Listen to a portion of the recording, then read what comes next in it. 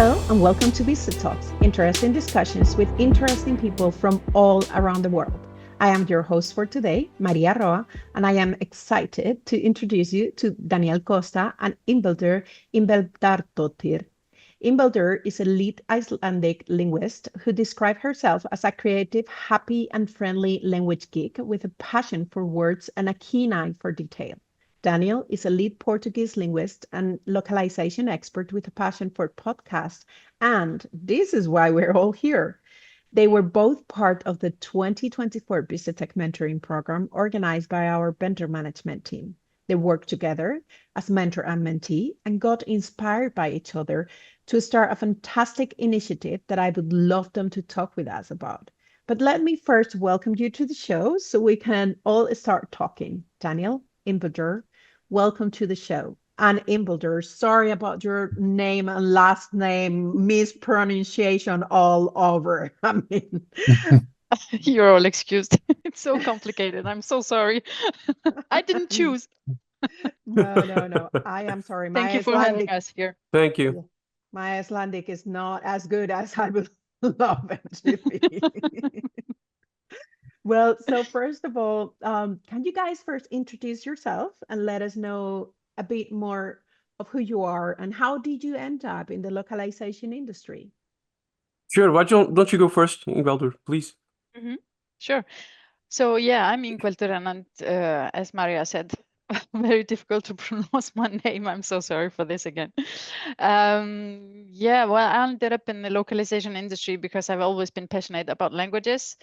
And I come from a family that is very linguistic driven. And my mother was working as a translator for like a couple of years and ended up in as a reviewer. And yeah, I just love languages and all that touches linguistics and language in general. So that's why I'm here today.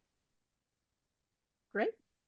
So I actually, unlike Ingveldur, I'm not happy nor stemming from neither happy nor stemming from a linguistics-driven family at all. Actually, I did grow up in a I want to say unilingual sort of environment. Most people in my family did not speak any second languages or third languages. They really didn't care. I did.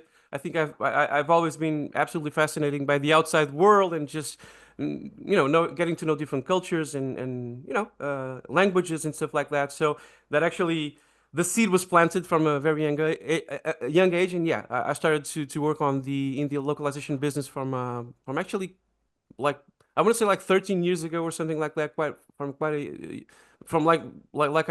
think I was 21, 22 when I started to work in the industry, so quite relatively young, considering today's standards and stuff like that. So yeah, it's localization is a great passion of mine and something that I want to continue to pursue and explore. So yeah.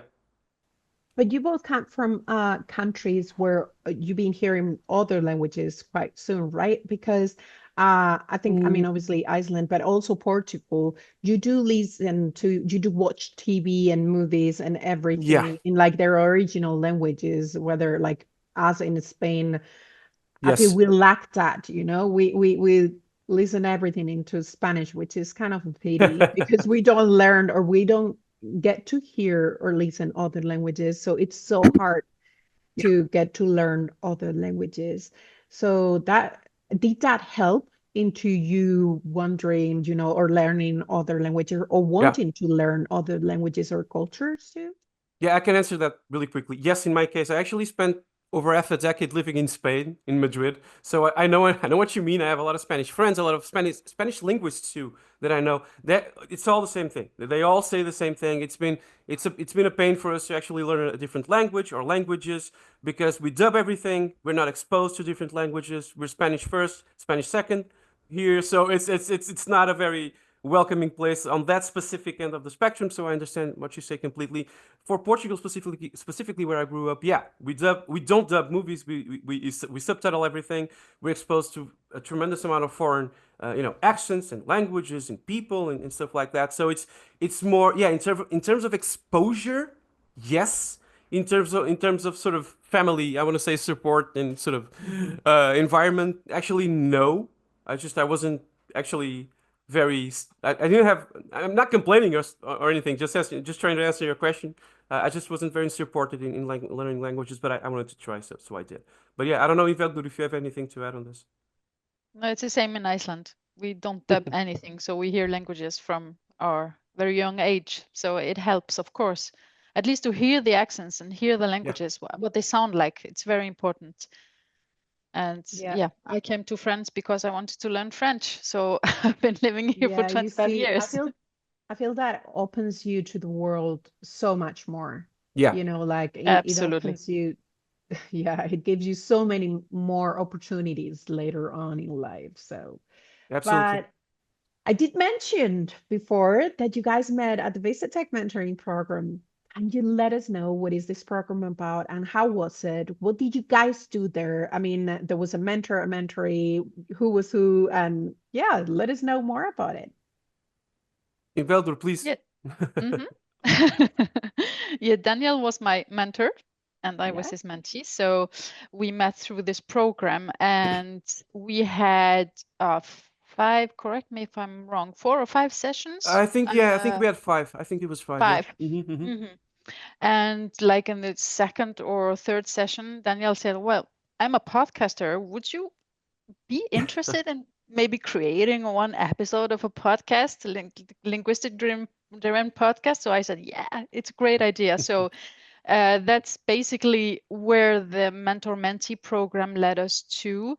And the program was to connect people with the same interests and to learn from each other, and that basically really it matched 100% for us.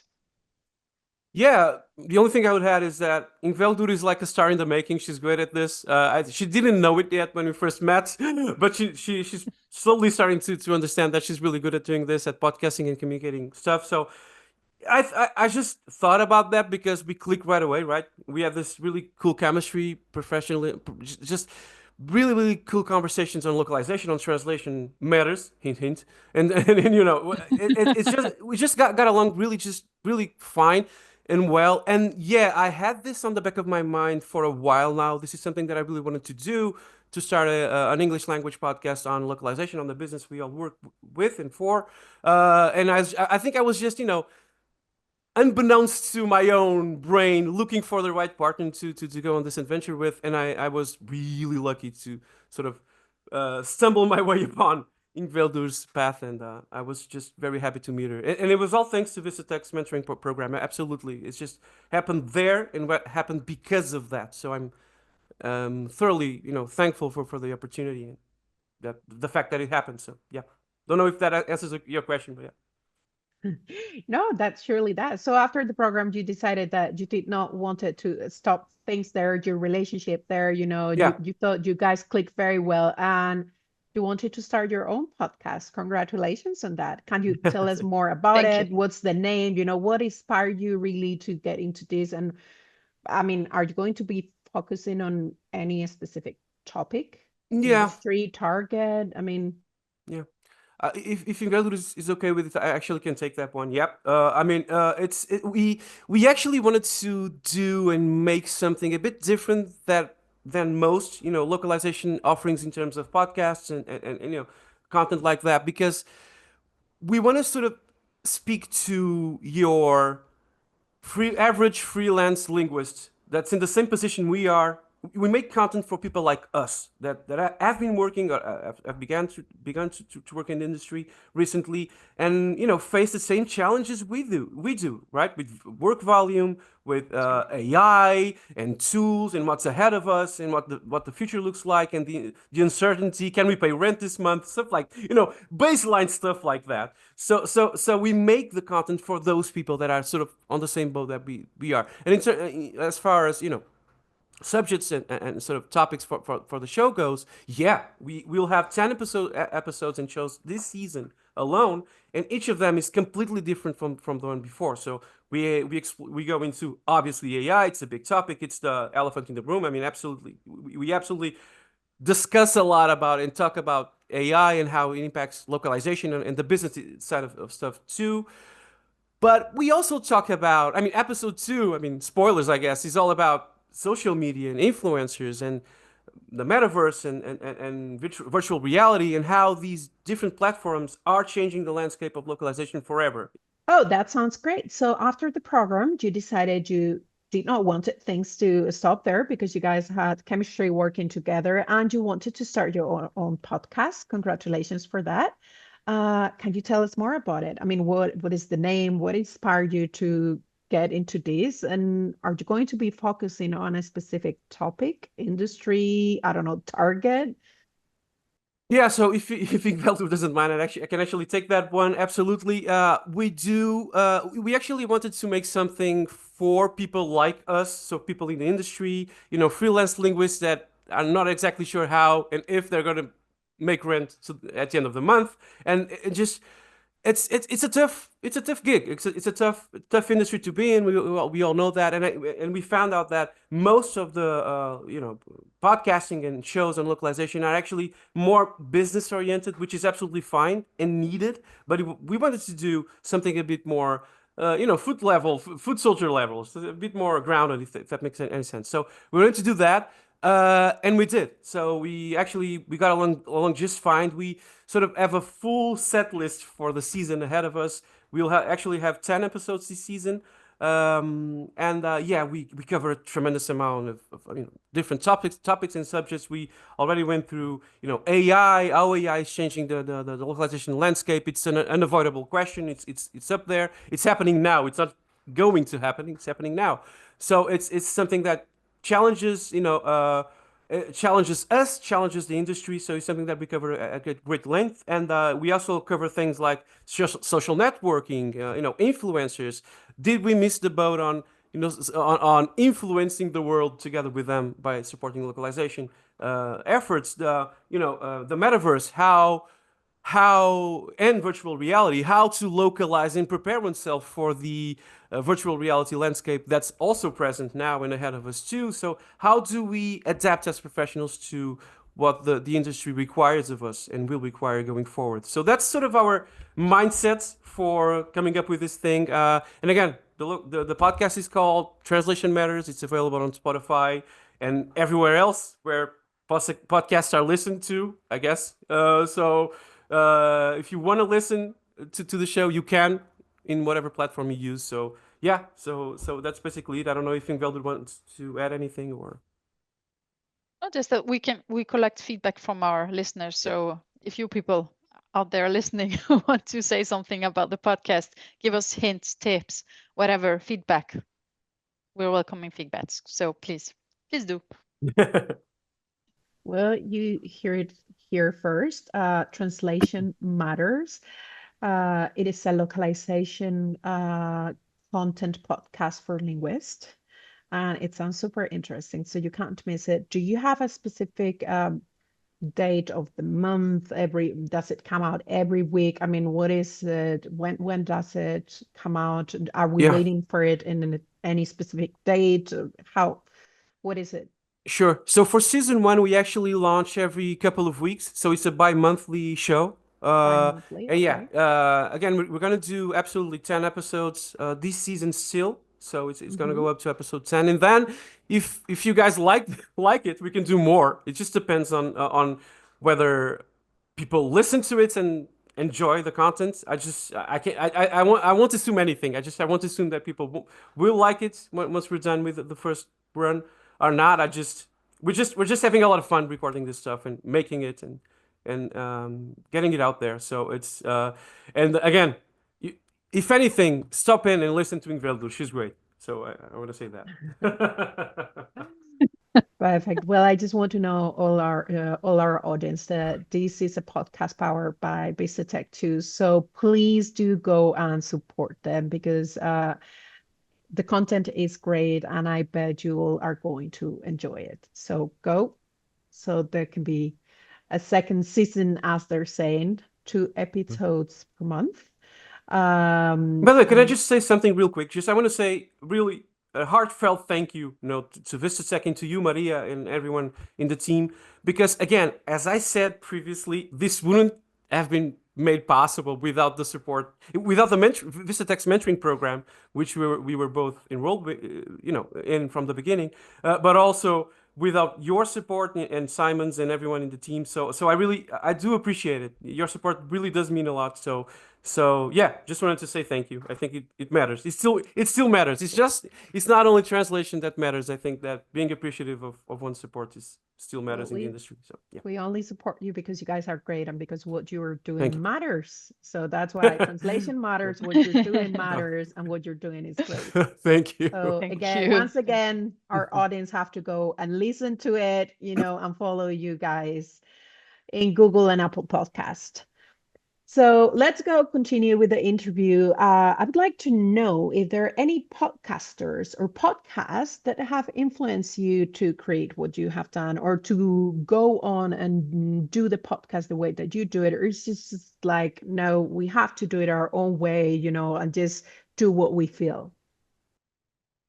Ingveldur, please. Well, yeah. Well, I love interview podcasts, and mainly those that are just like if you're having a coffee together and chatting about things, whatever the subject. I know where people are just laughing and just chilling together, because you learn so much from those. And they, as Daniel said, they bring the subjects a bit down to food level. Okay. Food soldier level. That's a trademark. Food soldier level. I'm trademarking that. Soldier level. Yeah. So yeah, and of course, podcasts. The subjects are based on our interests, our common interests, obviously. So. That's my opinion. But Daniel, he's an experienced podcaster, and he has been listening to podcasts for years. It's true. I confess to that particular crime. That's true. But again, the straight answer, Maria, is no. There's no one specifically that I actually mustered inspiration to actually come up with this idea and just present it to Ingveldur, as she said, and stuff like that. No. But yeah, I do agree with what Ingveldur just said. We wanted to make something very chatty, very relaxed, very just personal too. I think it's a very personal thing. We go about, I spent like the first couple of episodes talking about how hypochondriac I am. How I'm always either sick or thinking that I'm sick. It's terrible. It's a disease of itself. So I don't talk about. I just, you know what I mean. I wouldn't talk about that outside of that sort of specific environment and personal sort of. And he talks about that, and I laugh all the time, like ha ha ha. And I cough. She laughs, and I cough all the time. I cough all my way through. I have never heard that. I talk about how sick I am, how sick it is that I am sick. Yeah, but again, it's just like two friends talking about stuff, and it happens to be that we're both localization professionals with experience and stuff like that. So we have a lot to say on that specific note and on those grounds. So that's sort of the vibe that we went through. There's a lot of jokes, a lot of things and like that. And I don't think either Ingveldur and I take each other that much seriously. We have a pretty much laid back and chilled vibe. We both do. That's what I think. So I think that sort of transpires onto the show we're making. So I think that was sort of the inspiration, not an inspiration, but sort of the ground floor, the thing we wanted to go for. So yeah. Great. And is there any long-term goals for your podcast? Anything that you're expecting? Yeah, making sure that people tune in and listen. Have as many listeners as possible. Yeah. Like Ingveldur said, and again, Ingveldur, I don't know if you want to sort of take it from here, but yeah, I think we're just very much hoping that we have feedback coming in. Feedback is king, right? Just any feedback is good feedback. If you happen to listen to any of our shows or episodes and stuff like that, if you like it, please make sure that word reaches us. If you don't, same thing. That's fine.